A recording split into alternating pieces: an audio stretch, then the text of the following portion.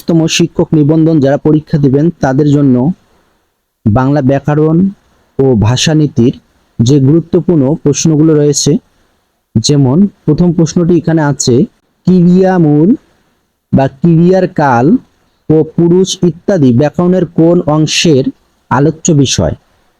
এখানে চারটি অপশন আছে, চারটির মধ্যে উত্তর হবে খ নাম্বারটি উত্তর এখানকার। তাহলে উত্তর দাগাবেন আপনারা খ। এরপরে 3 নম্বরে আছে, রাজা রামমোহন রচিত বাংলা ব্যাকরণের নাম কি? রাজা রামমোহন রচিত বাংলা ব্যাকরণের নাম হচ্ছে গৌড়ীয় ব্যাকরণ। আপনারা দেখাবেন খ নম্বরটি। এরপরে 4 নম্বর প্রশ্নটি আছে, বাংলা ব্যঞ্জন বর্ণ কয়টি? বাংলা ব্যঞ্জন বর্ণ হচ্ছে 39টি। এরপর বন্য শব্দটির চলিত রূপ কোনটি? বন্য শব্দটির চলিত রূপ হচ্ছে বনো।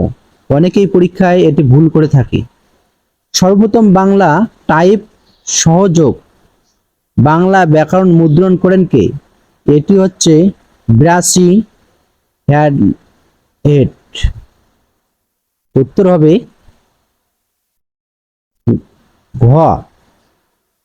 7 নম্বর প্রশ্ন, পাণিনি কে ছিলেন? পাণিনি ছিলেন বৈয়াকরণিক। বৈয়াকরণিক হচ্ছে পাণিনি।